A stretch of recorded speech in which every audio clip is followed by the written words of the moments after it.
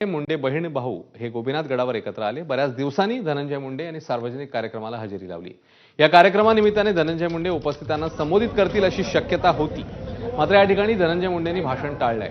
शिर्डी येथे पक्षाच्या झालेल्या कार्यक्रमादरम्यान धनंजय मुंडे यांनी या घटनेनंतर एकदाच भाषण केलं। त्यानंतर सार्वजनिक ठिकाणी धनंजय मुंडे यांचं एकदाही भाषण झालेलं नाहीये। परळीतील जगमित्र कार्यालयात जनता दरबार भरवला। मतदारसंघातले कार्यक्रमात सहभागी झाले, जिल्हा नियोजन समितीच्या बैठकीत सहभागी झाले। मात्र आपल्या भाषणात शायरीच्या माध्यमातून विरोधकांना उत्तर देण्याने धनंजय मुंडे हे भाषणापासून सध्या तरी दूरच असल्याचं चित्र पाहायला मिळतंय।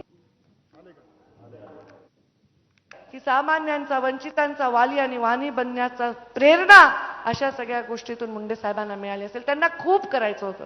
आज पत्रकारांनी मला विचारलं की आज मुंडे साहेब असते तर मी मला नक्कीच ते देशाच्या फार मोठ्या पदावर असते, आज ते देशाच्या तिथे त्यांच्या सहकार्यांबरोबर आपल्याला रोज दिसले असते, पण ते नाही।